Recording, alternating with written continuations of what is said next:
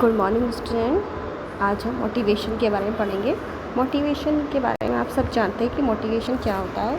Motivate किसी को motivate करना कि आप किस तरह से मोटिवेट करते हैं। मोटिवेट हम रोज़ ही यूज़ करते हैं इस शब्द को, या ये कह सकते हैं कि मोटिवेशन एक ऐसा काम है जो हम हर जगह यूज़ कर सकते हैं। जैसे हम कहें कि हमारे छोटे बहन भाई से हमें काम करवाना होता है तो हम कहते हैं, उनकी तारीफ़ करते हैं, उनको इस तरह से प्रोत्साहित करते हैं जिससे कि वो काम कर लें, तो एक मोटिवेशन कहलाता है। या कह सकते हैं कि हम अपने किसी भी व्यक्ति से काम कराने के लिए किसी से या कुछ भी अपनी चीज़ों के अपने अकॉर्डिंग चलाने के लिए उसे मोटिवेट करेंगे तो वो वैसा ही काम करेगा। मोटिवेट करना अपने आप में बहुत ही एक कला है कि आप किसी को किस तरह से मोटिवेट कर सकते हैं।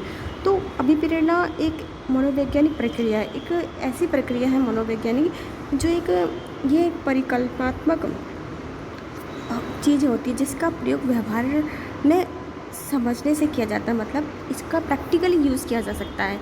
हाँ, और ये जो हमारा बिहेवियर है, हम सब जानते हैं कि हमारा बिहेवियर हमारे मूड पर डिपेंड करता है कि हमारा मूड क्या करना चाहता है, क्या नहीं करना चाहता है, या हमारा बिहेवियर किस तरह का है। तो उसे मोटिवेट करने के लिए, सामने वाले को मोटिवेट करने के लिए किस तरह से हम काम करा सकते हैं, ये सब आपने मैनेजमेंट में भी पढ़ चुके हैं। लेकिन यहाँ पर हम कह रहे हैं कि मानव व्यवहार के अंतर्गत आप मोटिवेट कैसे कह रहे हैं। तो हम सब ह्यूमन बीइंग हैं, हम एक दूसरे को मोटिवेट करते रहते हैं, किसी न किसी काम को करने के लिए हम मोटिवेट करते रहते हैं। तो या मैनेजर कर्मचारी को कैसे मोटिवेट करते हैं, या एडमिनिस्ट्रेशन मैनेजमेंट को कैसे मोटिवेट करें, ये सब चीज़ें इसके अंदर आती हैं। अभिप्रेरणा का मतलब कहते हैं कि अभिप्रेरणा बहुत ही आवश्यक कार्य है मानव व्यवहार के अंतर्गत। और इसके अंदर कोलास की परिभाषा में ये आ रहा है कि अभिप्रेरणात्मक प्रक्रिया का आरंभ आवश्यकता से होता है और आवश्यकता की पूर्ति के पश्चात ये प्रक्रिया पूरी हो जाती है। और इसमें अंडरवुड ने कहा है कि अभिप्रेरणा एक काल्पनिक प्रक्रिया है जिसकी उत्पत्ति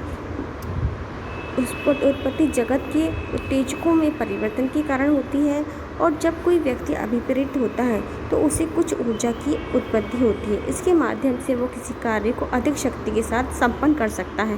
कहने का मतलब है, हम सामने वाले को मोटिवेट करते हैं, पहले वो काम करने के लिए तैयार नहीं होता, लेकिन हम उसे इस तरह से मोटिवेट करते हैं कि ये काम वो बहुत अच्छी तरह से कर सकता है। इस तरह से उसे बताते हैं या उसकी तारीफ़ करते हैं तो वो और ज़्यादा उत्साहित हो जाता है और बहुत ही अच्छे ढंग से उस कार्य को करने का लगता है। प्रबल व्यक्तियों की इस ऊर्जा को अभिप्रेरणा के माध्यम से एक निश्चित दिशा में जोड़ सकता है, और एक ही प्रबल सुचारू रूप से तभी कार्य कर सकता है जब उसमें उन बातों की जानकारी हो जो व्यक्ति को अभिप्रेरित करती है। चूँकि प्रबंधकों का मुख्य कार्य व्यक्तियों को अपना सक्रिय योगदान देने के लिए अभिप्रेरित करता है ताकि संस्था के लक्ष्यों की प्राप्ति किया जा सके, और इच्छित दिशा में व्यक्तियों की गतिविधियों को निर्देशित करने के लिए उसमें अपनी योग्यता का सर्वोत्तम स्तर तक व्यक्तियों को काम लेने तथा उनको अभिप्रेरित करने की बातों को ज्ञान होना आवश्यक है। अब अभिप्रेरणा जो है वो 3 प्रकार की होती है: मनोवैज्ञानिक, सामाजिक मनोवैज्ञानिक और मनोवैज्ञानिक या शारीरिक प्रेरकों के माध्यम से। अब हर तरह की जो अभिप्रेरणा है वो अलग अलग तरह की होती है।